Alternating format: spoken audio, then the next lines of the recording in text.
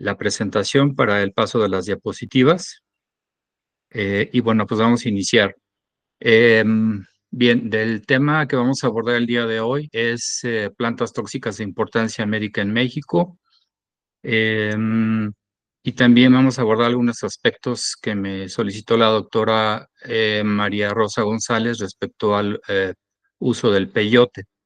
Entonces, vamos a... ¿Me pasa la siguiente, por favor, doctora? Bien, bien. Cuando generalmente en las unidades hospitalarias los pacientes llegan referidos de otras unidades médicas, sin embargo hemos tenido la situación de que las mamás llegan con sus niños a la consulta de urgencias con el antecedente de haberle administrado algún derivado herbolario o suplemento alimenticio. Entonces la mamá llega con esta expresión y bueno, evidentemente el médico no sabe, pues también sobre esta situación de las plantas o conocer la toxicidad.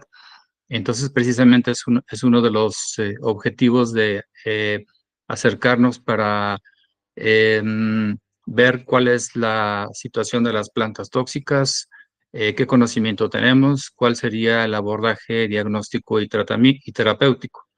Próxima, por favor. Entonces vamos a abordar como objetivos las principales plantas tóxicas de importancia médica en México.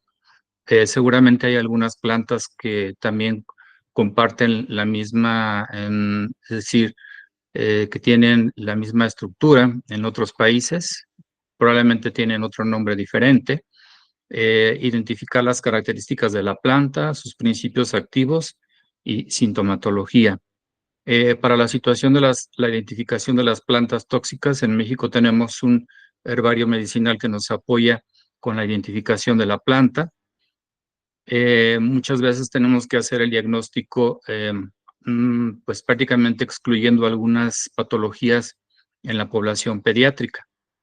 Y tenemos por aquí algunos casos clínicos que queremos presentar bueno, que ya se presentaron pues en el Hospital de Pediatría.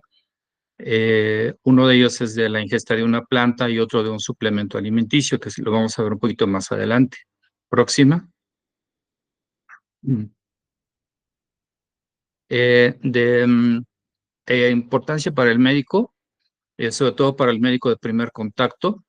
Bueno, evidentemente nos podemos enfrentar a pacientes con exposición a plantas, aunque es mucho más bajo el porcentaje a diferencia de las intoxicaciones por medicamentos o productos químicos de uso en el hogar.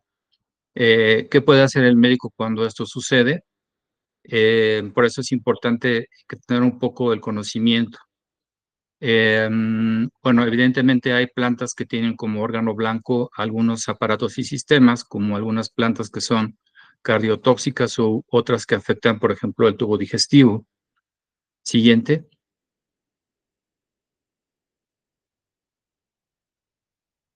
También no tengo ningún conflicto de intereses para poder llevar a cabo la presentación. La próxima. Bueno, aquí les presento una fotografía del Centro Médico Nacional Siglo XXI, en donde yo me formé como pediatra.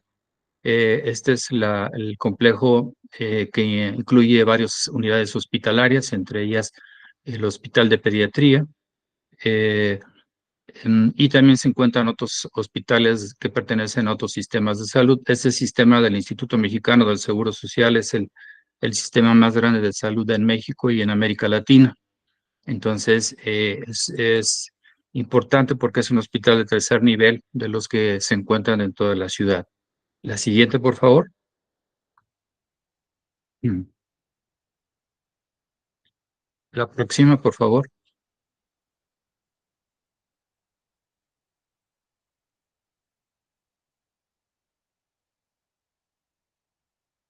Creo que no pasa la diapositiva, doctora.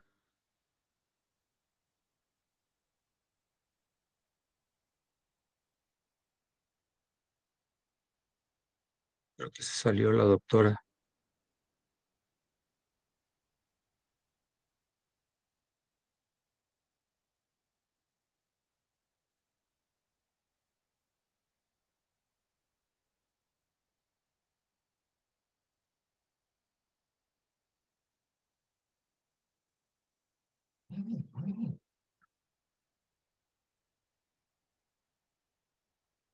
Este, vamos a ver si se puede.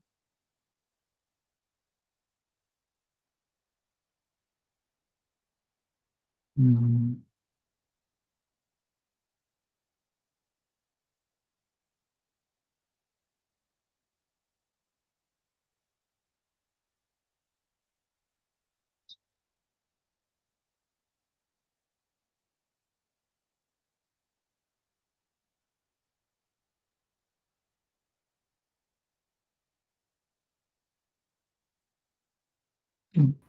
Perdón, hubo un no sé. error de conexión de internet, ahora continúo con la presentación. Sí, por favor, permítame tantito.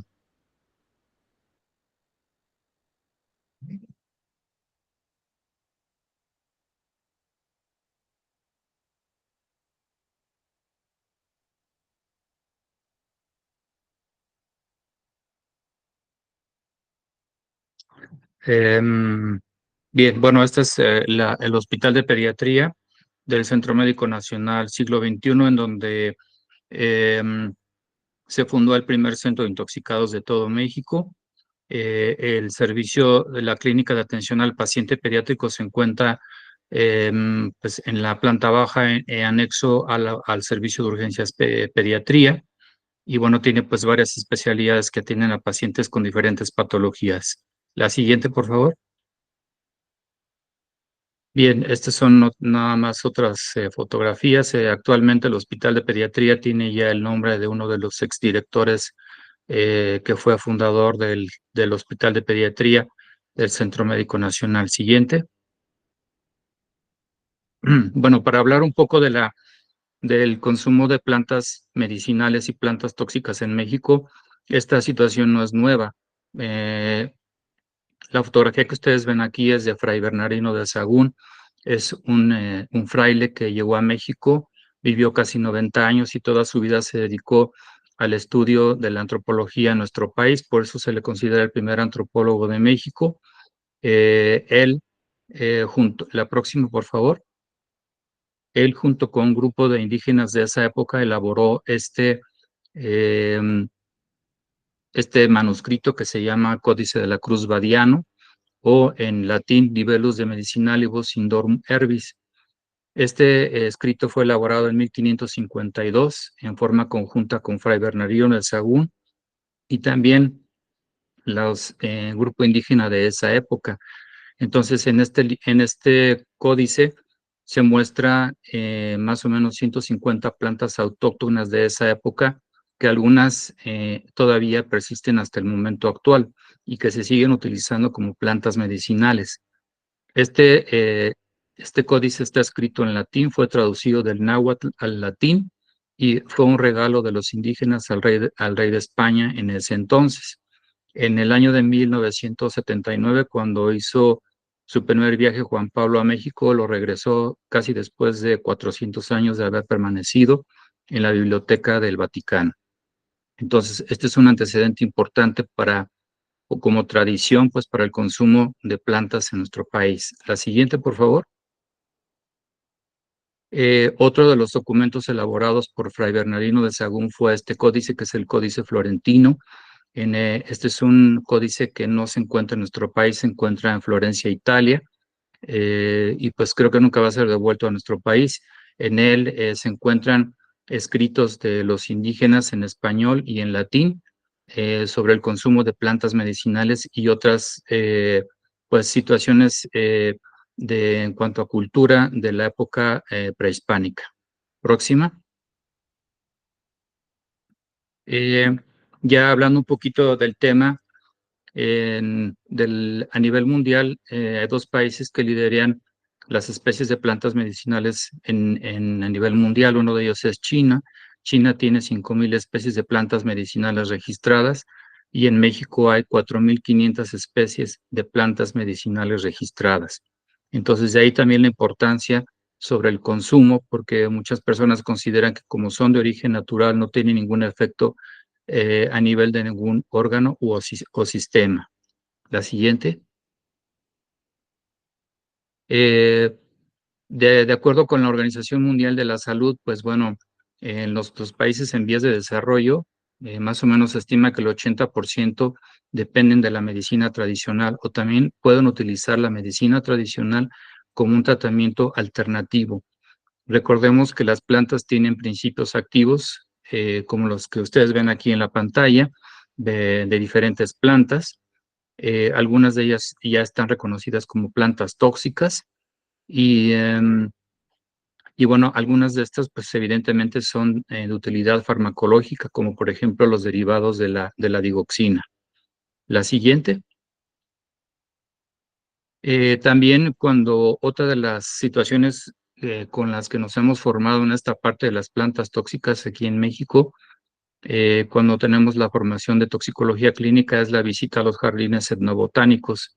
En nuestro país tenemos prácticamente un buen número de jardines en donde bueno, se especifica la flora y fauna de cada una de las regiones de nuestro país. Entonces, esa es una parte importante para el aprendizaje. Próxima. En nuestro país, en México, existen mercados populares. En cada estado hay varios mercados populares que venden este tipo de productos. Como ustedes pueden ver, el del lado derecho es una fotografía del mercado Juárez de la ciudad de Oaxaca, en el sureste de México. Y bueno, pues las personas que venden este tipo de derivados herbolarios son personas que han adquirido el conocimiento a través de pues bueno, de sus padres o de sus abuelos. Entonces, dentro de este grupo de plantas que venden, pues se encuentran también plantas tóxicas, como por ejemplo, ustedes pueden ver aquí el anís estrella, que es uno de los productos que se vende. En la última ocasión que fuimos al mismo mercado ya se habían como que actualizado y bueno, ya tenían sus plantas en este tipo de recipientes muy bien acomodadas y perfectamente, pues bueno, señalizadas y que corresponden a un tipo específico de una planta. Estas pueden ser vendidas en forma de hojas, de semillas, sí, es como generalmente las venden. Entonces, aquí en la Ciudad de México tenemos un mercado que se llama el Mercado Sonora, que es el principal mercado en donde ustedes pueden encontrar un gran número de plantas medicinales y que también nos han servido a nosotros para la formación dentro del área de la toxicología clínica. Siguiente. También otro aspecto importante, en el Centro Médico Nacional, como les comentaba, tenemos el herbario medicinal. Este herbario medicinal del IMSS es muy importante. Nosotros tenemos mucha comunicación con los biólogos, con los etnobotánicos que nos apoyan para la identificación. Y cada vez que tenemos un caso clínico, bueno, entonces se hace un ejemplar de herbario y queda en custodia para próximos casos que se puedan presentar, pues se tenga una evidencia. Este herbario medicinal del IMSS es el mayor almacén, como se dice aquí, de plantas medicinales que hay en México. Tiene actualmente 16,000 ejemplares eh, y, bueno, prácticamente 2,000 especies dentro de nuestro país. Además, tiene una colección de 17,000 ejemplares de plantas tóxicas, sobre todo de casos de pacientes, desde los años 70 hasta el momento actual. Entonces, esta es una fuente muy importante. En este herbario llevan a cabo rotación residentes de toxicología que actualmente están haciendo curso de alta especialidad. Siguiente. Se han publicado varios libros que nos han servido a nosotros como apoyo para el conocimiento. El tercer libro que ustedes ven acá de Plantas Tóxicas de México es el único libro que se ha publicado en nuestro país y que contiene toda la recopilación de plantas tóxicas específicamente de nuestro país, pero también hay otros libros que nos han servido y que hablan específicamente o únicamente sobre el uso de plantas medicinales como tal. Este libro ya no se publica en la actualidad, ya no se publica en este momento, pero bueno, yo tengo todavía por ahí unos 3 ejemplares. La próxima, por favor. Entonces, de acuerdo a lo que hemos visto, en 2002, uno de los doctores que estuvo a cargo del centro toxicológico en ese entonces, el doctor Miguel Ángel Montoya Cabrera, llevó a cabo esta clasificación de plantas tóxicas, que son plantas tóxicas de ornato y de sombra, que generalmente son las que se encuentran en las casas, las plantas de jardín y parques, plantas tóxicas silvestres, lo que son tés y remedios herbolarios, y yo agregué este último, que son los suplementos alimenticios y, bueno, pues también los derivados herbolarios. La siguiente. Recordemos que las plantas, como ya había comentado, tienen principios activos.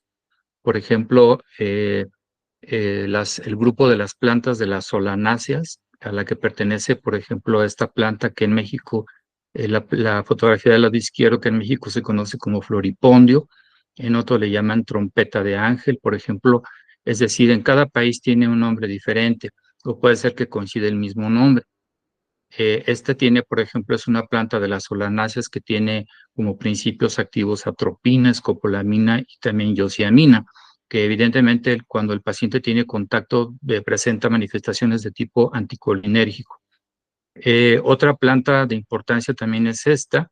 Esta planta es una planta, el floripondio, es una planta que se encuentra de hecho, aquí en México las venden como plantas de ornato y en algunas casas las podemos ver. Sin embargo, se ha visto que el contacto, sobre todo en los niños, con la mano, o sea, al tocarla, y ellos al llevarse la mano a la cara, eso puede desencadenar algunas manifestaciones anticolinérgicas. Entonces, existen diferentes principios activos a nivel de las plantas, como por ejemplo también los cristales de oxalato de calcio, que están presentes en algunas plantas y que únicamente producen manifestaciones de tipo local, como por ejemplo edema a nivel de la cavidad oral. La siguiente. Eh, ¿Por qué para nosotros es importante esta parte? En esta tabla ustedes ven, aquí hay en México, sobre todo en la clase baja, en la clase de menos recursos económicos, la gente utiliza mucho las plantas medicinales. Entonces acuden a los mercados populares, pero también en México existe bueno, en algunas poblaciones la costumbre de llevar a los niños con los curanderos, o también les llaman sobadores. Entonces, si algún niño tiene algún padecimiento, como por ejemplo inicia con diarrea o vómito, acuden al curandero y en ese tipo de poblaciones donde hay bajos recursos, y entonces se le indica algún derivado herbolario. Entonces, aquí tenemos una lista de 10 pacientes, son 10 pacientes, por ejemplo, tenemos aquí la edad de los pacientes, el derivado herbolario que se le administró a cada uno de los pacientes y el diagnóstico final hospitalario. Por ejemplo, en esta tabla vemos, por ejemplo, un lactante de 4 meses que desarrolló un cuadro de meningoencefalitis bacteriana, pero que durante el padecimiento actual se le administró anís estrella. Me parece que en Sudamérica se conoce como anís estrellado o también anís estrella. Vamos a ver más adelante la toxicidad del anís estrella.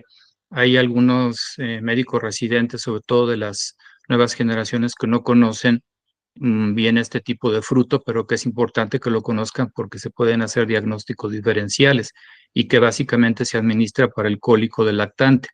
Y así tenemos un número importante de derivados herbolarios que se les administra. En el hospital de pediatría es un hospital más bien de tipo hemato-oncológico. Entonces, muchos de los pacientes utilizan alguna medicina alternativa como parte del tratamiento, además de la quimioterapia. Sin embargo, algunos de ellos dejan la quimioterapia y continúan con el tratamiento alternativo, pero generalmente el desenlace es fatal. La siguiente. Bueno, aquí creo que no se ve bien, más bien no le puse las letras blancas, pero bueno, una disculpa. Debido a la importancia que ha tenido esta parte de las plantas tóxicas y también de otras intoxicaciones, además en el hospital, en el propio hospital, que en este momento la que ocupa el primer lugar, pues son la toxicidad por productos químicos de uso en el hogar, posteriormente medicamentos, animales de ponzoña, metales y las plantas tóxicas. Entonces se creó una clínica de atención al paciente pediátrico intoxicado que a mí me tocó fundar en ese momento y que actualmente continúa. Entonces se tuvo que incluir dentro de la historia clínica algunas preguntas esenciales porque muchas veces no se hacía la pregunta o existía el temor del familiar para poder brindar alguna información.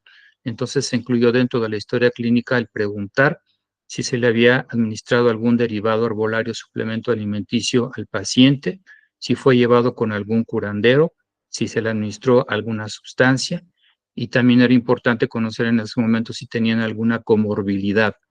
Evidentemente medicamentos administrados, y de la planta en sí teníamos que saber, porque igualmente el herbario nos iba a solicitar esa información, el nombre común de la planta, la parte de la planta que se utilizó, el sitio de la compra, porque muchas veces íbamos a necesitar elaborar un ejemplar del herbario, la forma de administración, ya sea en forma de infusión o en forma de cataplasmas, es decir, que se aplicaran en alguna parte del cuerpo, cómo se preparó y cuántas dosis se le administraron al paciente.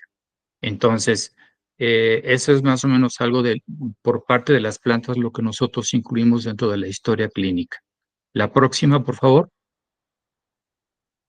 Este es un primer caso que, bueno, de hecho, el pasado Congreso Internacional de Toxicología en Países de Vía de Desarrollo presenté también presentamos un simposio junto con la doctora María Verónica Torres Serino, que está aquí presente, y la doctora Ramos y la doctora Somar Rivas de Costa Rica. Entonces, hice una presentación, también hicimos un simposio, y bueno, esta es una fotografía de un lactante de 3 meses. Eh, bueno, ya generalmente los residentes ya se encontraban sensibilizados, así como el personal médico, y entonces ya nosotros sabíamos cuáles eran los antecedentes del paciente. Es un lactante con falla hepática aguda. Tuvimos una época en la que estuvieron ingresando al hospital varios pacientes con diagnóstico de falla hepática. Entonces tuvimos que desarrollar un algoritmo para poder identificar cuál sería el posible tóxico. Esta paciente, cuando yo la vi, había subido de quirófano y ya se le había realizado la biopsia hepática. Es una lactante que inició con un cuadro de diarrea, con distensión abdominal, y se le administraron 2 derivados herbolarios. En realidad, la paciente no recibió ningún medicamento, sino únicamente los derivados herbolarios. La próxima, por favor. Le pedimos al familiar que nos hiciera, por favor, llegar las plantas que se le administraron a la paciente. En México hay 2 plantas que se utilizan para este tipo de padecimientos, cuando también presentan ictericia, como también fue el caso de la paciente. Uno que se llama té de cedrón y té de jarilla, que seguramente en Argentina tiene otro nombre diferente. Pero, ¿qué es lo importante de estas plantas? Cuando se hizo la identificación de las plantas, la siguiente, por favor, fueron esas 2, y esta última es una planta medicinal que también es una planta tóxica, y que tiene como principios activos derivados pirrolizodínicos. Estos derivados pirrolizodínicos son hepatotóxicos. De cualquier forma, se tuvieron que descartar otras etiologías de falla hepática en el paciente pediátrico, como ustedes saben, las de tipo metabólico, como enfermedad de Wilson o enfermedad de Menkes, también algunas patologías infecciosas, autoinmunes, algunas tumoraciones o algún defecto vascular. Una vez que tuvimos o descartamos todas las posibilidades, bueno, y después de que se hizo la identificación de esta planta medicinal que se administró en forma de infusión, pues bueno, se concluyó que la paciente tenía una falla hepática pues secundaria a la administración de esta planta, que en realidad es una planta tóxica. La siguiente. Entonces, estos son las plantas tóxicas que son más de importancia médica en nuestro país. Estos son los nombres científicos, pero vamos a ir viendo algunas características de cada una. Quiero también comentarles que también en México existen algunos extractos de plantas que pueden ser mucho más tóxicas que la propia planta. Bien, la siguiente, por favor. Eh, este es un caso que se reportó en la Gaceta Médica de México. Este caso yo no lo conocí, pero bueno, es un caso que se presentó en el Hospital de Pediatría en el año de 1996. Yo todavía no trabajaba en ese momento en el hospital, pero fue el reporte de un caso y me parece que hay pocos casos a nivel de la literatura que fue precisamente la administración de de un extracto de una planta que en México es una planta comestible, pero que el extracto es en sí tóxico, que es el epazote. Ahorita vamos a ver algunas fotografías. Este epazote pertenece a la familia de las quenopodáceas. Específicamente, el nombre científico es Quenopodium graveolens. La siguiente, por favor. En este caso fue una femenina de 2 años, 9 meses. Ella acudió con una curandera por sospecha de la presencia del mintos. Se le administró un extracto del epazote. Se le dieron 2 tomas de 20 mililitros como un antihelmíntico. Después de la segunda dosis, como vamos a ver, esta dosis superó con mucho la dosis tóxica, inclusive consideró como una dosis letal. Después de la segunda dosis inició con algunas manifestaciones neurológicas y finalmente la paciente llegó al hospital de pediatría, la unidad de terapia intensiva, y ahí fue en donde falleció.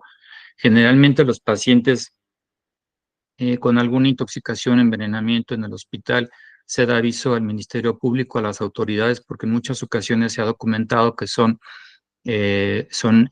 intoxicaciones de tipo intencional o también pueden ser con fines pues bueno, de dar alguna muerte al paciente. La siguiente, por favor. Eh, el estudio pues evidentemente se le hizo el estudio de necropsia. La paciente tenía un edema cerebral muy importante porque el extracto de esta planta condiciona una congestión visceral muy importante, además de haber cursado con neumonía, desarrolló un cuadro de pancreatitis y necrosis tubular, es decir, insuficiencia renal aguda. Entonces, en el Centro Médico Nacional, en la unidad de farmacología, se hizo una determinación del principio activo de este extracto y bueno, como reporta la literatura, el principio activo es el ascaridol. Entonces, la cantidad que se le administró fue 20 veces superior a la cantidad pues referida y excedía el 56% de la dosis de 1000 miligramos. Entonces, esto es una dosis letal la que se le administró a la paciente. Entonces, este es uno de los casos que reportados a nivel mundial. Me parece que ahí es el tercero o cuarto que se reportó. Eh, a la paciente, bueno, se le administraron en total 1560 miligramos de los 40 mililitros ingeridos. Entonces, este es un caso que está en esta revista, en la Gaceta Médica de México. La siguiente, por favor. Estas son fotografías en blanco y negro del estudio, aunque actualmente ya hay fotografías, bueno, de mejor calidad como de color para que se vean mucho mejor las imágenes, ¿no? Pero lo que llamaba la atención pues era la presencia de edema cerebral importante, pues la pérdida de las circunvoluciones en esta paciente en la que se llevó a cabo este estudio. La siguiente, por favor.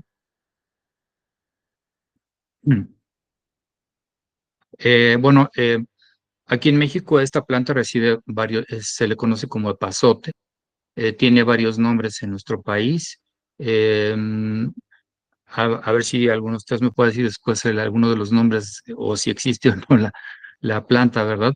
Pero nosotros lo utilizamos para los alimentos, se ponen los alimentos para dar un sabor, pero si se comen de esa forma no hay ningún problema, no nos pasa nada, pues, en ese sentido. La siguiente. Esta es la planta, estas son las hojas del epazote que le llamamos. Esta es la fórmula química del ascaridol y como ya les había comentado, pues pertenece a la familia de las quenopodáceas.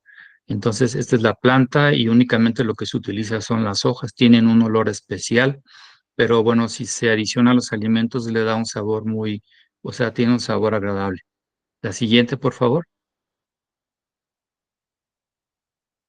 Bueno, en realidad este aceite de quenopodio es un aceite o el extracto de esta planta, de esta hoja, es un olor bastante, bueno, tiene un sabor como amargo, picante, como dice aquí, y un olor penetrante similar a eucalipto. Pero bueno, como la mayoría de estos derivados se administran en niños, pues bueno, yo creo que una persona adulta como nosotros tal vez no lo puede ingerir por el sabor, pero bueno, a los niños se les da o hace pues a fuerza, ¿no? Que lo ingieran los niños.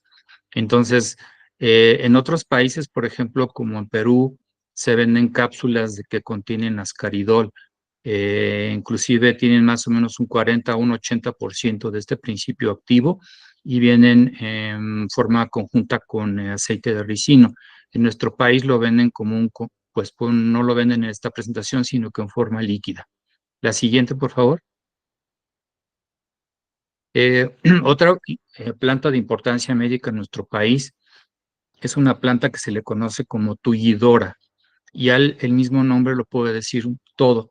Esta planta pertenece a la familia de la Karwinskea humboldtiana, de la cual existen varias variedades en nuestro país.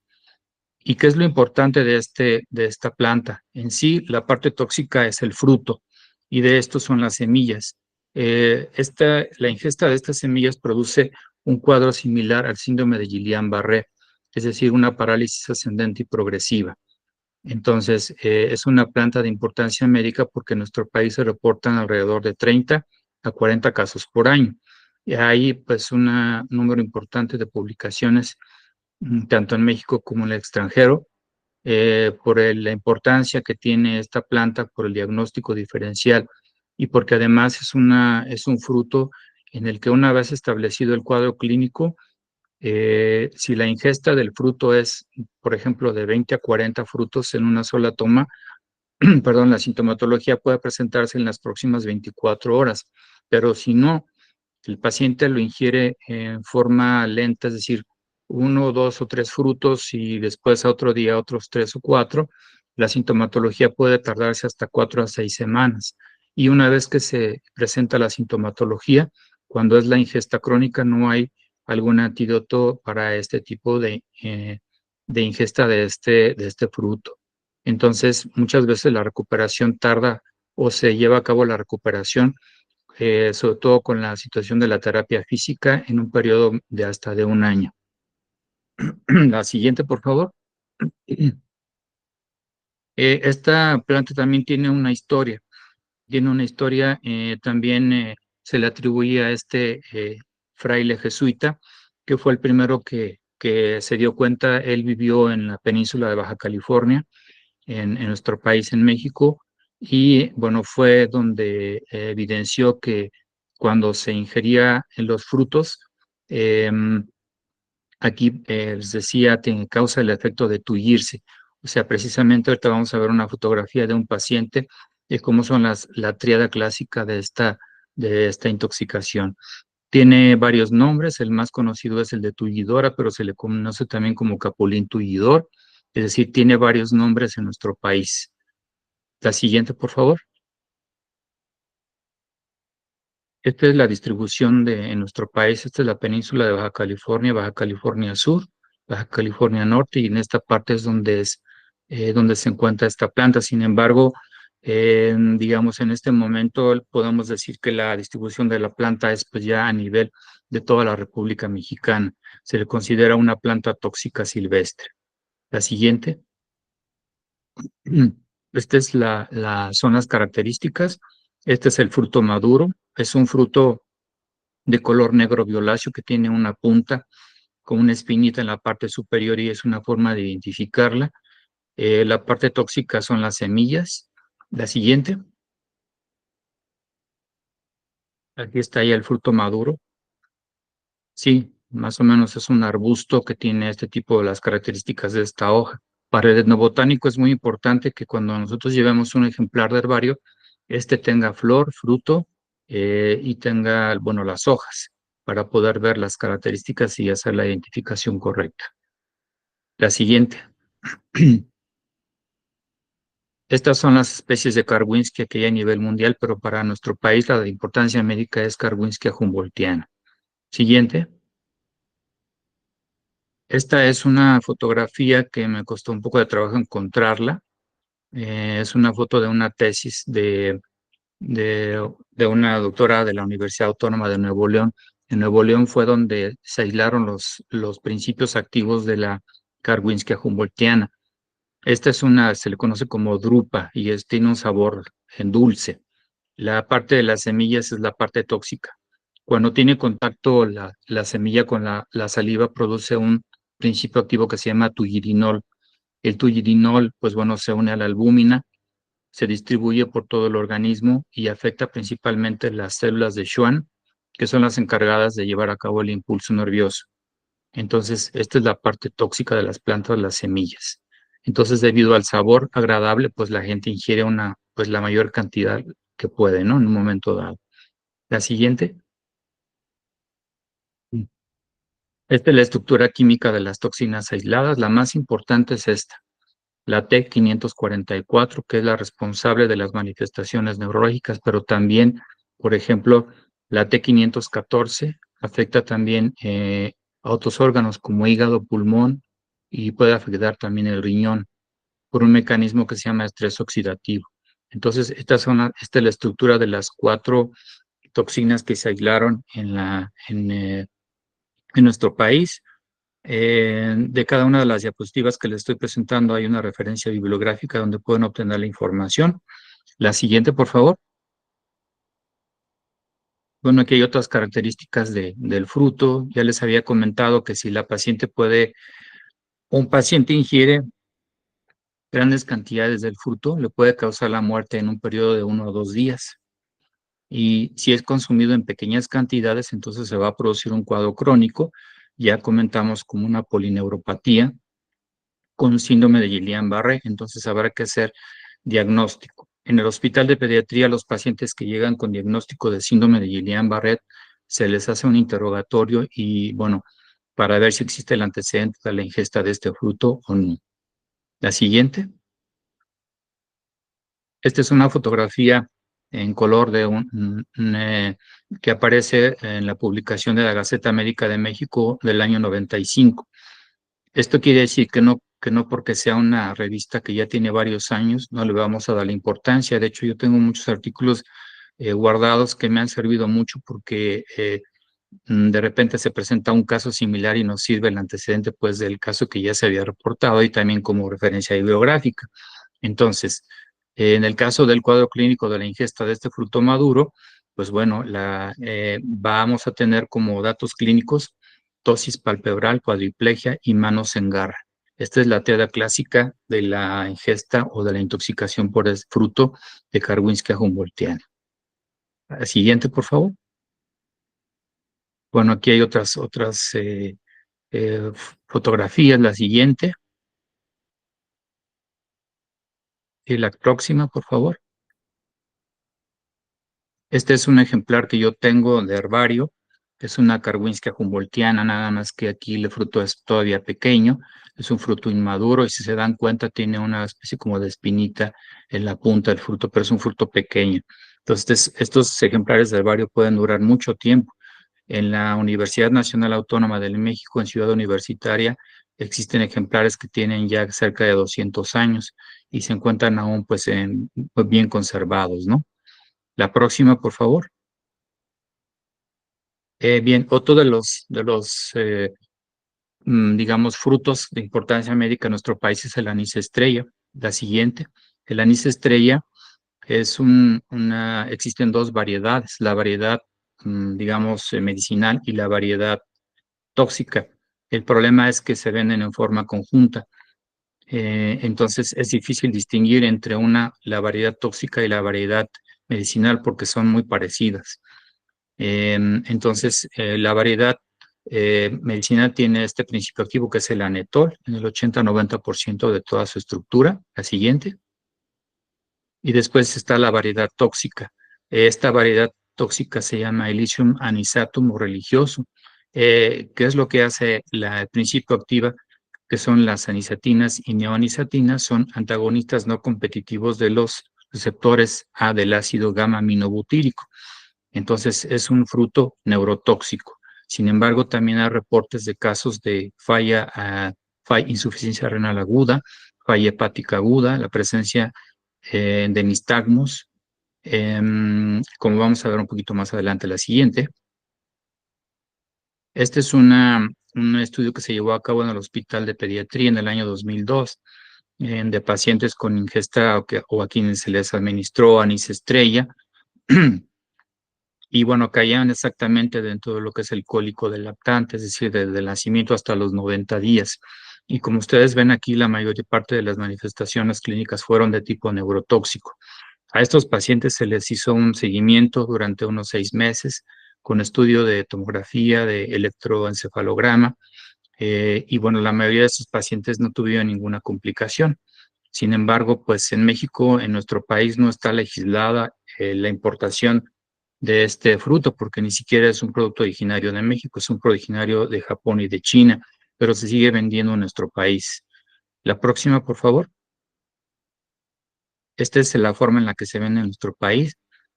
Cuando yo llevé a cabo el diplomado en toxicología clínica, bueno, lo que fue el entrenamiento de 2 años, entonces hicimos varias visitas de campo en el centro de la Ciudad de México y es donde podemos encontrar estos productos. En- Este es el anís estrella, son 50 gramos y también lo venden en bolsitas de 5 gramos. Entonces, para a veces para el etnobotánico es un poco complicado, pero bueno, el anís estrella tiene un olor específico, un olor especial, entonces es difícil equivocarse en ese aspecto. La siguiente. Este fue dentro de los lugares que visitamos está un lugar que se llama Uruapan, Michoacán. Es un lugar pues muy bonito. Está pues como a unas 6 horas de la Ciudad de México por carretera. Y ahí, bueno, encontré este producto que es un extracto del anís estrella, que es mucho más tóxico todavía que el propio fruto de anís estrella. Y pues bueno, cuando uno encuentra estos productos, bueno, resulta de que sirven para todo. Entonces aquí, cuando lo compré solamente para fines de docencia y demostrar que había otras presentaciones, pues lo utilizaban para gases, para circulación, para el aparato digestivo, ¿no? Pero entonces yo no he vuelto a ver esta presentación, pero bueno, existe de alguna manera. La siguiente. Este es un paciente, si recuerdan el primer cuadro que les presenté de los pacientes que tenían alguna patología ya diagnosticada y que se les administró anís estrella, ese es el paciente que tuvo un cuadro de meningoencefalitis bacteriana. Pues bueno, estos pacientes están intubados con medicamentos, con catéteres.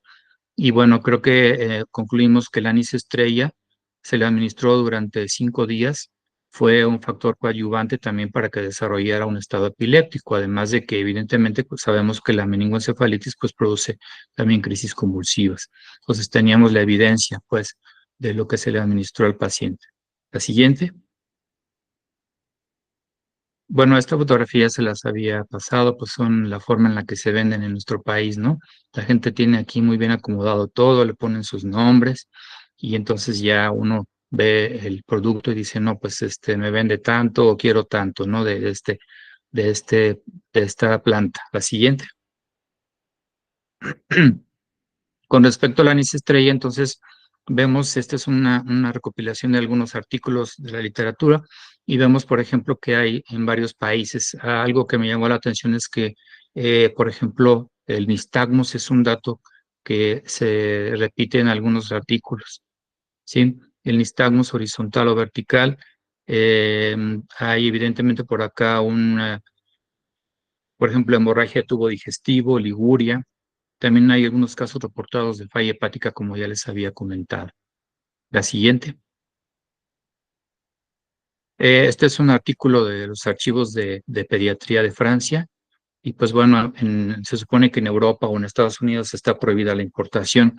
Sin embargo, como saben, en Estados Unidos hay mucha población de origen hispano, sobre todo población mexicana. Entonces, cuando vienen a nuestro país, pues se llevan su dotación para estar administrando y es cuando se presentan los casos de intoxicación en Estados Unidos y muchos de estos reportes de casos pues están publicados con población de origen hispana. La siguiente. Tenemos otra planta en nuestro país que se llama, bueno, que tiene este nombre científico que se llama Melia cedarach y se le conoce como paraíso. Esta es la parte tóxica de este árbol, porque es un árbol ya muy grande, es el fruto. Entonces, estos son unos frutos de color amarillo.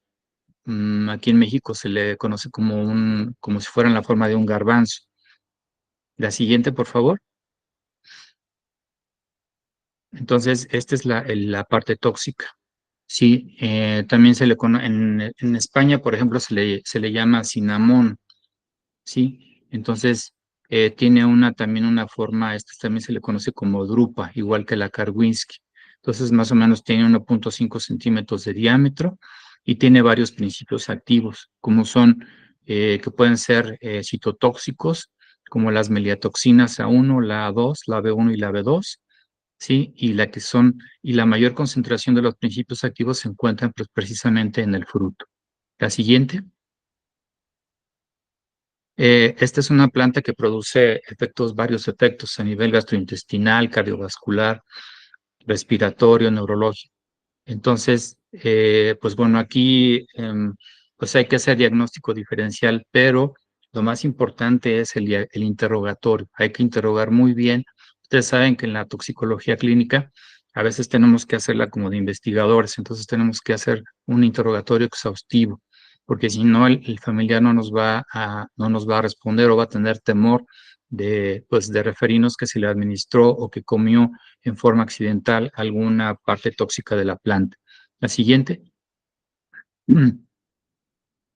Aquí hay algunos casos reportados. Por ejemplo, este es un caso reportado en esta revista de eh, intoxicaciones fatales con este fruto, o también en la revista española como pseudoobstrucción intestinal por cinamomo. Así se le conoce en otros países, pero bueno, viene siendo el mismo nombre científico. La siguiente. Sí, en una visita que hicimos a la ciudad de Oaxaca, em, encontramos en un pasaje que había muchos frutos tirados. Entonces pensamos que probablemente podía ser esta Meliaceae darach, la siguiente. Y sí, efectivamente, aquí, bueno, tomamos una fotografía aquí, bueno, me lo puse en la mano y sí, evidentemente este fruto yo veía que lo consumían las aves, entonces para las aves no es tóxico, pero para el humano sí. Entonces, tiene estas características, ¿sí? La siguiente. Dentro de otro grupo de plantas importantes en nuestro país están por ejemplo, la Tebetia peruviana, que se le conoce como codo de fraile, que fue una planta que se utilizó mucho para bajar de peso. Es decir, el consumo de plantas también se puede referir como antecedentes por modas. Es decir, actualmente el nombre más apropiado es Cascabela tebetia.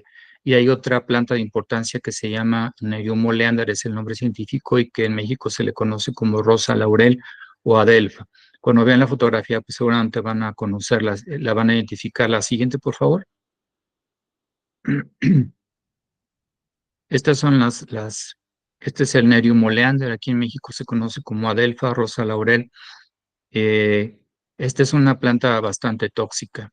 En realidad la planta es tóxica, todas las partes de la planta, pero la mayor concentración de los glucósidos cardíacos se encuentra en las hojas.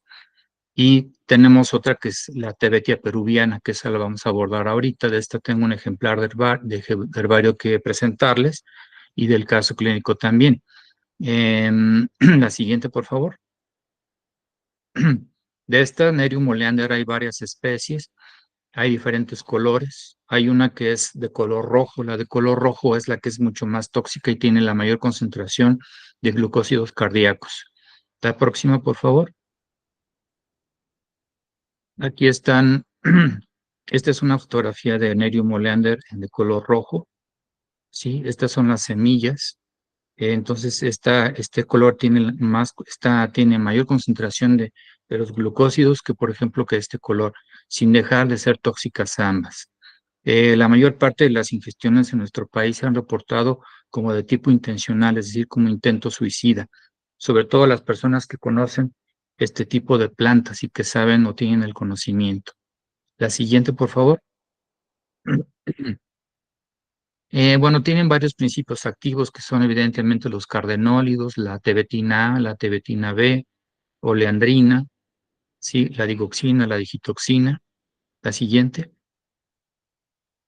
Eh, Esta es otra planta que se llama la dedalera, le llaman dedalera. Realmente yo nunca he visto esta planta en nuestro país. aunque los etnobotánicos me han dicho que sí se encuentra, pero que en escasa cantidad, y se le conoce como dedalera. Este se llama Digitalis purpurea, ¿sí? Entonces, esta es una planta pues muy bonita, tiene varios colores, pero sí es muy tóxica. La siguiente. Bueno, evidentemente estas plantas que estamos viendo con el Neurium oleander, Tebetia peruviana, ¿qué es lo que hacen? Son plantas que al ser consumidas, generalmente en un tipo de infusiones, eh, bloquean la bomba de sodio-potasio ATPasa a nivel de la membrana citoplásmica de las células cardíacas. Entonces, lo que da como resultado es una mayor concentración de sodio intracelular. Evidentemente afecta el intercambio de canales de sodio y de potasio. La mayor parte de estos pacientes que se presentan por casos de ingesta de estas plantas tienen como característica una hipercalemia persistente. ¿Hay tratamiento para este tipo de plantas? Sí. Si hablamos de antídotos, bueno, en el caso de que sea ingerida, se puede utilizar carbón activado, pero específicamente en estas dos plantas de que estamos hablando también se pueden utilizar los anticuerpos FAB. Nosotros en nuestro país no tenemos los anticuerpos FAB porque son muy caros, tienen un costo muy elevado. Entonces, como estas plantas, los principios activos tienen circulación enterohepática, pues bueno, podemos utilizar diálisis con carbón activado. Entonces, pero sí se requiere una vigilancia mucho más estrecha. La siguiente. La próxima, por favor.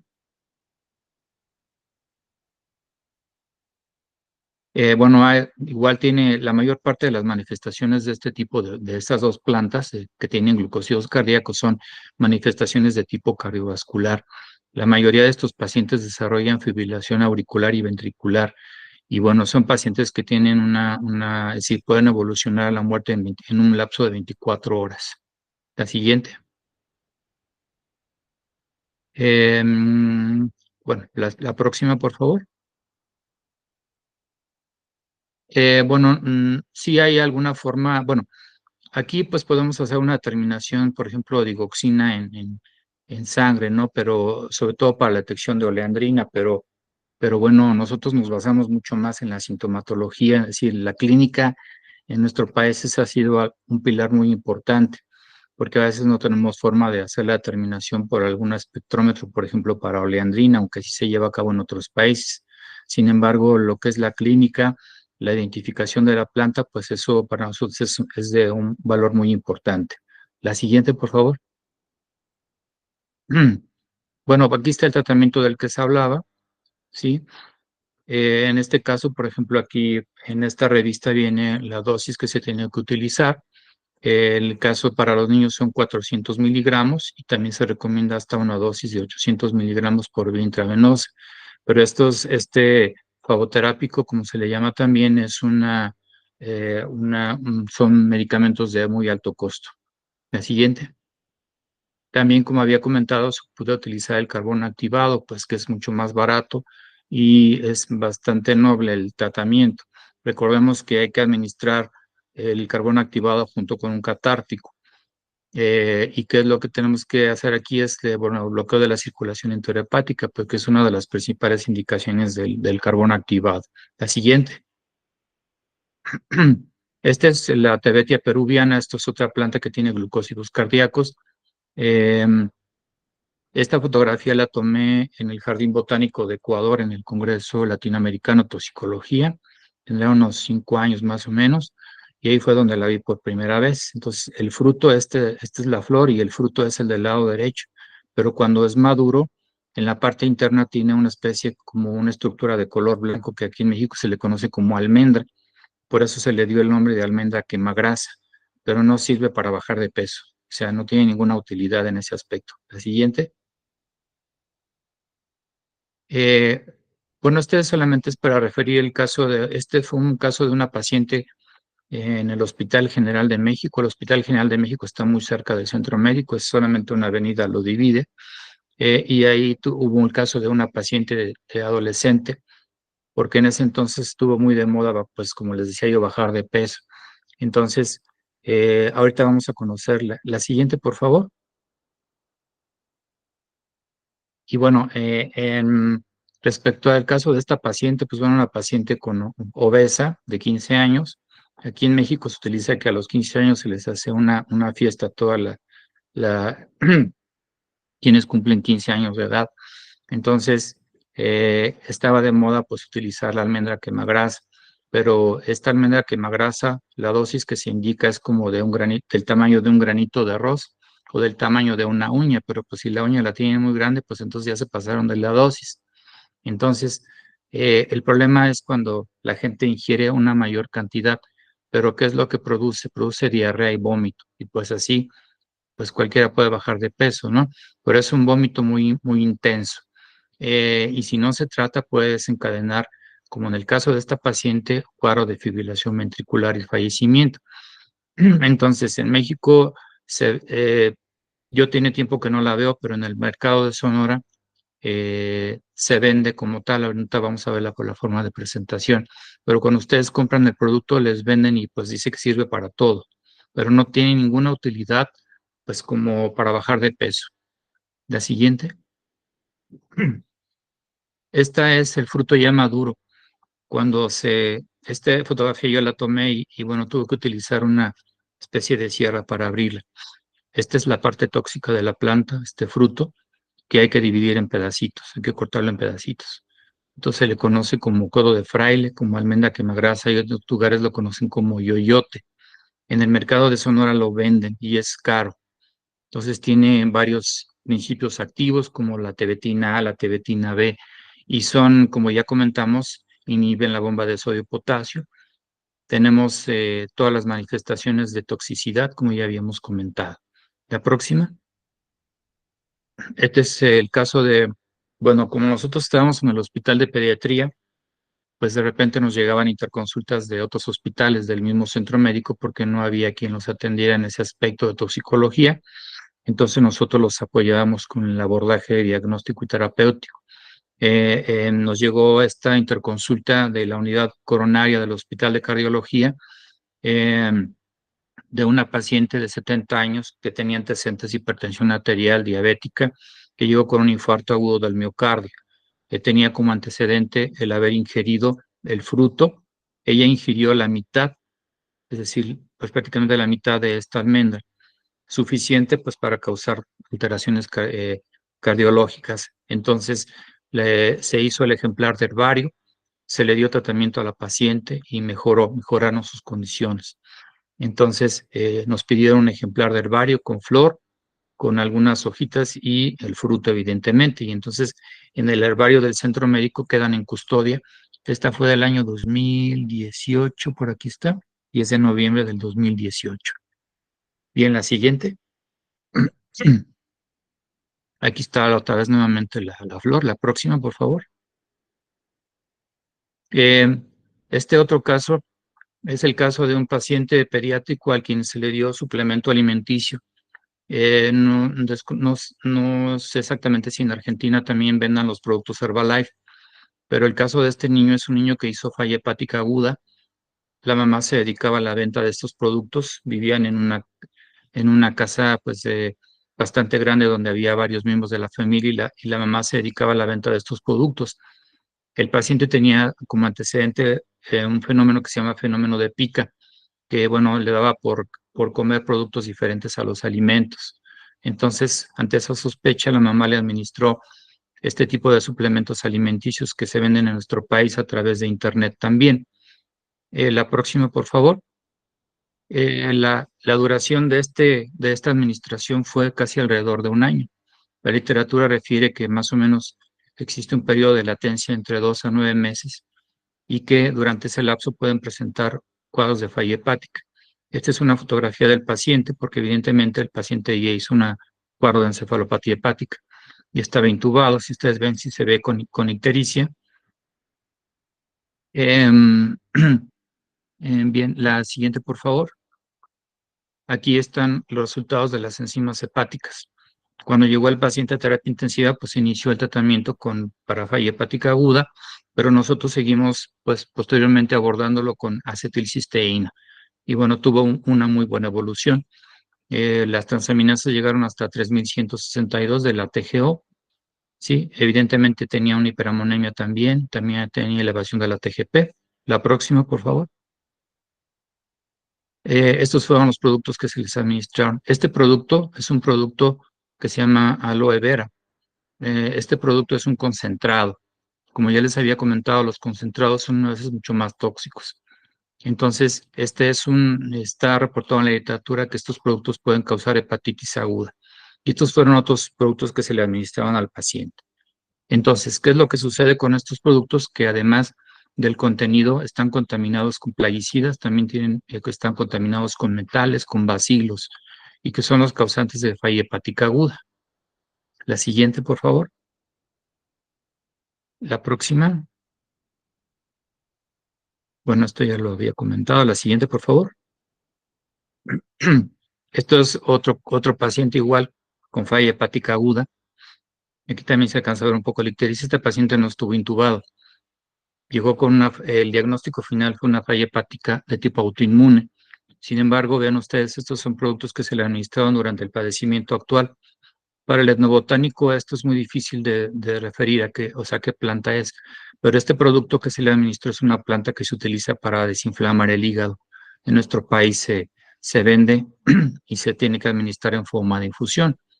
Entonces, finalmente, ninguna de estas dos fue la planta causante, sino que fue una hepatitis autoinmune. La siguiente. Hay otras plantas de importancia médica en nuestro país, como la Datura stramonium, que en México se le conoce como toloache. Es una planta que produce alucinaciones, produce un toxíndrome de tipo anticolinérgico y tiene estas características. En el Códice de la Cruz Badiano, que les mostré al principio, está referida como una planta de tipo medicinal para el tratamiento de las hemorroides. Sin embargo, actualmente se le han encontrado otros, utilidades, pues, por así decir. La siguiente. Tiene varios principios activos, ya había comentado algunos, la solanina, atropina, iosiamina, escopolamina, y que produce un toxíndrome de tipo anticolinérgico. La próxima, por favor. Pero además se han aislado cerca de 41 principios activos, pero los que yo les acabo de mencionar son los más importantes. La próxima. Aquí hay algunas otras fotos tomadas de, este, de algunos artículos. La siguiente. Bueno, estas son las semillas. Están así divididas como en segmentos. Entonces, más o menos 100 semillas contienen alrededor de 6 miligramos de atropina. La siguiente. En Estados Unidos y en Canadá se consume mucho con alcohol para alucinaciones, para experimentar alucinaciones, pero recordemos que también son manifestaciones como sequedad de mucosas, midriasis, la piel muy pues, caliente también. La siguiente. La próxima, bueno, aquí el tratamiento, si es ingerida, se puede administrar carbón activado, pero si no, también se puede utilizar fisostigmina. Pero hay que tener mucha precaución con la administración de la fisostigmina. ¿Sí? Las próximas, por favor. Hay otras plantas de ornato como esta, que es una planta que se llama en México Dieffenbachia, que tiene oxalatos de calcio. Si el niño llega a morder esta planta, la primera vez que yo la vi, estaba en un consultorio pediátrico. Entonces, pero si el paciente la muerde, esta planta tiene unas estructuras que se llaman rafidios, que se incrustan en las mucosas y pueden producir un edema importante de los labios y de la lengua. La próxima, por favor. Bueno, en nuestro país, ya vamos a terminar. En nuestro país, el centro histórico es el centro histórico más importante de América Latina. Aquí es una fotografía de la antigua Escuela de Medicina. En que ahora es museo, está toda la historia de la medicina de México. Y en este museo, que aquí fue la antigua Facultad de Medicina de la Universidad Nacional Autónoma de México hace muchos años. Sí, entonces aquí se formaron pues prácticamente los primeros médicos de nuestro país. La próxima, y en ese recinto, que es un recinto muy importante, se encuentra uno dedicado a la herbolaria. a la herbolaria mexicana por la importancia que tiene en nuestro país. Por ejemplo, aquí ven estos ejemplares. Este ejemplar es un toloache. Se le conoce que es la Datura stramonium. La tienen en un líquido pues especial para conservarlo.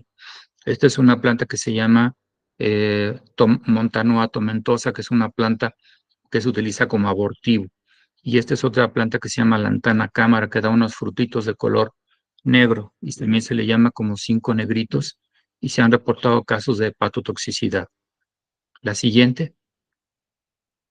Finalmente, vamos a hablar rápidamente del peyote que me pidió también la doctora González Negri. La siguiente, por favor.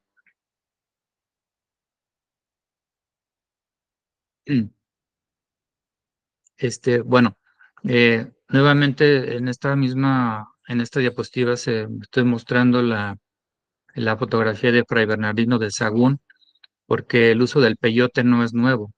El peyote ya se utilizaba en la época prehispánica de los aztecas, y cuando llegó Fray Bernardino de Sahagún, cuando elaboró el Códice Florentino, se dio cuenta de que había el uso de este tipo de cactus, que no es una planta, y que en realidad más bien el peyote se utiliza como un uso ceremonial, y ya estaba, pues, bueno, referido desde esa época, desde alrededor del año 1520.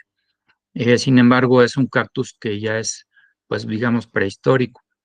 La mayor parte se encuentra en nuestro país, en el oroeste, como vamos a ver en un momento.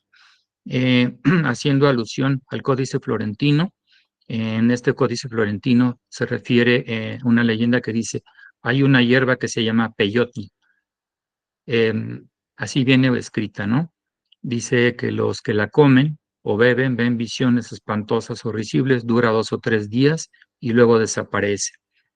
Se toma en lugar del vino, es un manjar común de los chichimecas. Los chichimecas era un grupo indígena de nuestro país que los mantiene y da ánimo para pelear y no tener miedo ni sed ni hambre, ¿sí? Y dicen que los protege de todo peligro. Así lo refiere Fray Bernardino de Sahagún en el Códice Florentino. La siguiente.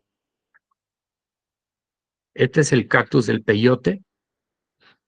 Es un cactus, es una estructura, digamos, pequeña, es un de tipo globular. El nombre científico es Leucophora williamsi. Y realmente hasta el año de 1990 fue cuando se aisló el principio activo, que es la mescalina, la más importante que produce los efectos secundarios. Es endémico del desierto del norte de México. Tiene estas estructuras que se llaman, está dividido como en gajos, así como las naranjas. Tiene las estructuras que se llaman costillas, entonces se pueden separar y tiene una flor. Y bueno, en realidad es una planta que se usa como, perdón, me equivoqué, es un cactus que se usa como planta enteógena, es decir, para hacer rituales ceremoniales. La siguiente. Este es la grupo indígena. Este es un mapa de los grupos indígenas de nuestro país, que es bastante amplio. En México, los principales grupos que utilizan con fines ceremoniales, el peyote, son los huicholes. De hecho, esta es la vestimenta que ellos utilizan. Es una vestimenta muy colorida. En algunas ocasiones los llegamos a ver aquí en la Ciudad de México, en el centro histórico, con su vestimenta. Ellos hacen unas artesanías muy bonitas, utilizan varios, no sé, animales y los cubren con cera y van pegando una, una, pues una estructura que se utiliza para darle colorido, que se llama Shakira, ¿sí? Esto es el otro grupo que utiliza el peyote, que son los tarahumares. Los tarahumaras, esa es la vestimenta, y este es el otro grupo que lo utiliza. Y bueno, el peyote en realidad lo utilizan como para ceremonias, para hacer alguna curación de alguna enfermedad en alguna persona. La siguiente. Además del noroeste de nuestro país, bueno, también se encuentra en el sur de Estados Unidos y en el estado mexicano también de Nuevo León. La próxima. El peyote en nuestro país tiene varias utilidades. La usan para las heridas. De hecho, hay productos aquí en la ciudad que los ven como gel de peyote, pero también hay que tener mucho cuidado para utilizarlos por algunos efectos secundarios. También el peyote lo pueden ingerir molido, se lo muelen lo pueden ingerir en forma de infusión. También lo utilizan para tratar mordeduras de víboras, lesiones y heridas, aunque sabemos que no es de utilidad, pero bueno, ellos lo utilizan para esas situaciones. También lo pueden consumir en pequeñas cantidades para combatir el hambre, el agotamiento y también en la actualidad lo prescriben como un peyote o como emético, estimulante cardíaco y narcótico. De hecho, de alguna manera hay una ley que lo protege en nuestro país, porque inclusive se elaboró una norma oficial mexicana del peyote. Entonces, en nuestro país realmente no tenemos tantos casos de la ingesta de peyote, pero bueno, como todo en nuestro país, luego se pueden exportar de alguna manera y llegar a otros países, ¿no? La siguiente. Esta es la estructura, la raíz. Tiene varios principios activos. El más importante es la mescalina, pero tiene estos que son la peyotina. La peyotina produce sueño, induce el sueño. Aquí está otra que se llama anolidina y la ordenina, pero la más importante es la mescalina. La siguiente. Bueno, el peyote tiene esta estructura química que es la 3,4,5 trimetoxibeta fenetilamina, perdón. Tiene una vida media de 6 horas en el ser humano, ¿sí? La ingesta de 3 a 6 triangulitos, más o menos son 10 a 10 a 20 gramos de peso seco y contiene una dosis de mescalina de 200 a 400 miligramos, ¿sí? Más o menos el porcentaje de mescalina que contiene cuando es seco es el 0,4%. Perdón, cuando es fresco, cuando está, es decir, cuando se retira de la tierra y se consume en ese momento, y de 3 al 6% si es seco. Bueno, induce efectos psicoactivos, básicamente alucinaciones, produce vómito, puede producir diarrea, y básicamente lo que hace es la activación del receptor, actúa a nivel del receptor de la serotonina 5-hidroxitriptamina, liberación de calcio, básicamente a nivel de la corteza cerebral, los ganglios basales, el hipocampo, también interfiere con las plaquetas y el músculo lisovascular. Una vez que se ingiere, pues bueno, llega al riñón y al hígado, se metaboliza en ambos y esto retarda un poco el efecto de la mescalina sobre todo. Y a nivel de la barrera hematoencefálica es pobre, o sea, cruza en forma deficiente la barrera hematoencefálica, pero la absorción a nivel de cerebro es muy importante, es bastante rápida. La próxima. Aquí están, la mescalina, pues es el 30% del peso, pues seco, digamos. La analina tiene también efectos estimulantes y produce una transmisión neuromuscular de tipo colinérgico. Perdón. Y esta otra que es la ordenina, también tiene una estructura similar a algunos neurotransmisores como la dopamina y la adrenalina y puede producir hipertensión arterial, taquicardia, taquipnea. Y en sí la mescalina también le produce pues, efectos simpático-miméticos. La próxima, por favor. Ya casi terminamos. Bueno, más bien ya terminamos con esta parte. Bueno, aquí voy a dejar mis datos. En este momento yo estoy presidiendo la Sociedad Mexicana de Toxicología y también eh, trabajamos y colaboramos con la Asociación Nacional Mexicana de Urgencias y Emergencias Pediátricas. Bueno, espero que les haya servido, bueno, que haya sido de utilidad la información que les presenté. No sé si tuvieran una pregunta o algún comentario. Muchas gracias.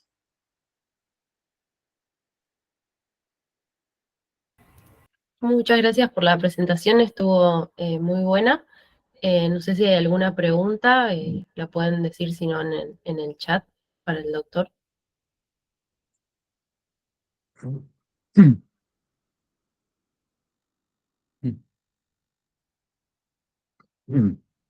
Si alguna pregunta, algún comentario. No sé si alguna de las plantas que yo les presenté sean también o se encuentran en Argentina. Eh, y bueno, pues sobre todo porque el nombre pues es diferente, ¿no? Pero más o menos para saber. Sí, el Aldo Sergio, adelante, por favor. Doctor, un gusto saludarle. Gracias. Eh, ya no a cargo de la Asociación Toxicológica Argentina, pero también en su momento estuve presidiendo hasta hace unos poquitos meses que hubo renovación por elecciones. Pero sí, un poco Sí, lo que tenemos concordancia con la realidad. Gran parte de la flora que usted mencionó está presente en nuestro país y genera consultas de similar interés. Lo mismo en lo que hace a lo que conocemos como la medicación folclórica, el caso de las niñas estrelladas y demás, que tal vez no es tan frecuente como hace algunas décadas atrás, tal vez producto por los cambios culturales en nuestro país, en donde un poco toda la cuestión social que hemos estado atravesando se ha ido perdiendo este pasaje de generación a generación, donde antes sí sí, era un hecho frecuente en los hospitales pediátricos recibir este tipo de intoxicaciones folclóricas por los distintos, como conocemos acá, yuyos o elementos que a lo mejor a dosis adecuada tienen el efecto carminativo o demás esperable, pero a veces ante el desconocimiento llevaban a incurrir a dosis tóxicas. sí, Pero tiene un poco como mencionó ahí, que para adelgazar la nuez de la India y demás, que tuvimos un momento que estuvo de moda y generó varios casos de consulta a los centros de exploración toxicológica, en donde tuvimos también casos de muerte registrados en nuestro país.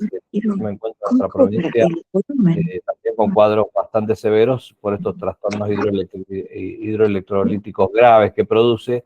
Esto generó todo por suerte, que se involucrara el periodismo y nos permitió que hubiera un acceso más amplio a la población y esto hizo que se, se fuera alejando la presencia de casos de intoxicación por este evento. Pero es muy similar culturalmente en nuestra gran Latinoamérica compartir este tipo de intoxicaciones y bueno, hoy con la movilidad que existe, estas plantas están presentes en muchos jardines sí. de nuestra región. Así que Muchas muchísimas gracias, gracias. Muy buena su presentación. Gracias, doctor. Eh, muchas buenos gracias, días, doctor. buenos días, Buenos días, maestro. doctora. Gusto en verla. Ay, te tengo que pedir mil disculpas porque me costó muchísimo conectarme. No sé qué problema tuve, pero finalmente lo logré. Escuché eso, la doctora Mónica me hizo una conexión, escuché tu charla, gracias por mostrarnos que usted siga siendo parte de nuestro equipo. No lo escucho, Nos vamos a no lo ver el escucho bien, sábado doctora. en la charla. Quiero nuestro equipo. Una vez el doctor no se idea es que haya estado no bien atendido por nuestra coordinadora general, que es la doctora Florencia Marín, que se ha ocupado de todo, ha hecho una gran Gracias. difusión, ha tenido una audiencia muy grande, esperamos en los próximos que sea mayor todavía. Y también lo quiero invitar al libro que vamos a hacer en la unidad de toxicología prontamente, y me gustaría que justamente escribiese sobre plantas o algún otro tema que usted quisiese, ¿no? Como un invitado especial. La verdad que no tengo palabras para agradecerle porque sé que usted es una eminencia reconocida en toda Latinoamérica. Espero que todos los oyentes sepan valorar su presencia y no solo su calidez humana, sino también su generosidad, porque no siempre uno encuentra maestros que quieran enseñar y que quieran enseñar más allá de sus fronteras, y usted lo hace.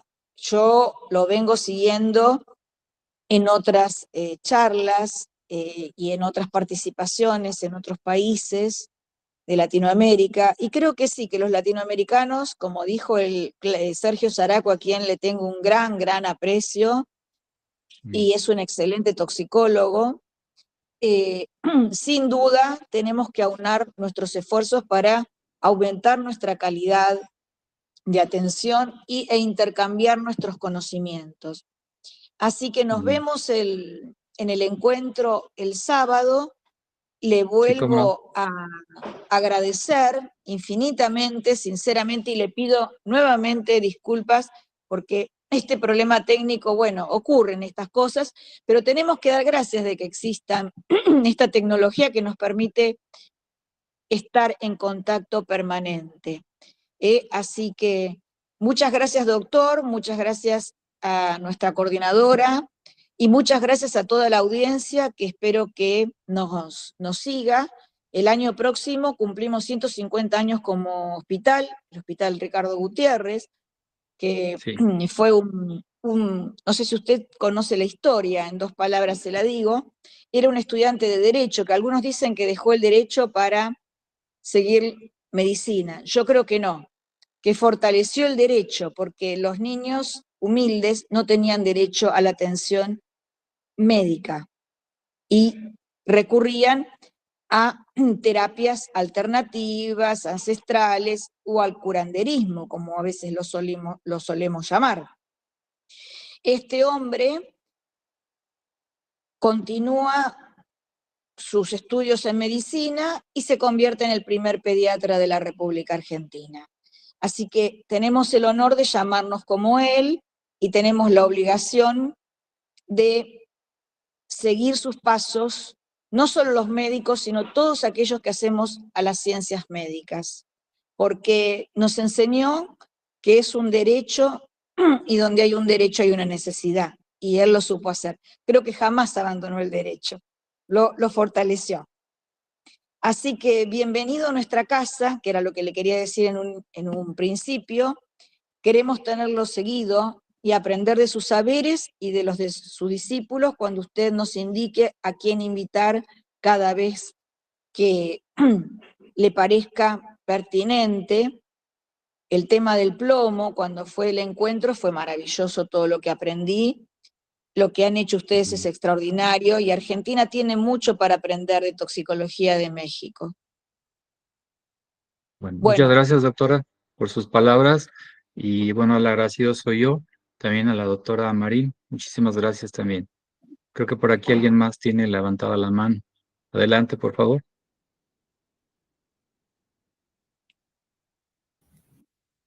Buenos días, doctor. Bueno, lo felicito. Yo soy microbióloga del Hospital de Niños Ricardo Gutiérrez.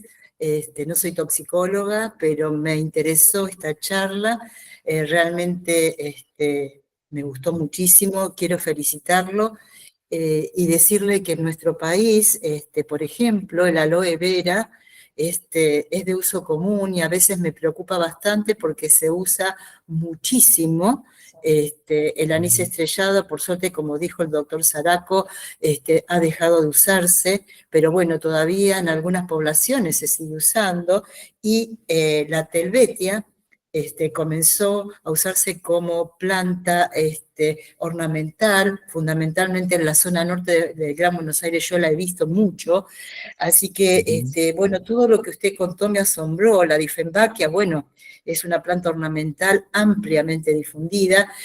Nada más quería comentarle de estas plantas desde mi punto de vista ignorante de la toxicología. Soy microbióloga, vuelvo a repetir, nada que ver con esto, pero me súper interesó esta charla. Así que nuevamente lo felicito y muchas gracias.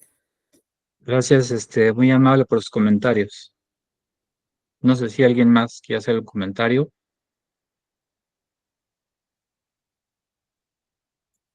Bien, si no, bueno, les agradezco su presencia y nuevamente muchas gracias, doctora María Rosa González y la doctora Florencia María. Muchas gracias. Seguimos en comunicación. Nos vemos el próximo sábado, doctora, en el encuentro. Hasta luego. Así será. Gracias. Hasta luego, gracias. doctor. Mucho gusto. Buenos días, gracias. Saludos, Gracias María Rosa. a todos. Gracias a todos los presentes también, ¿eh? Muy bien.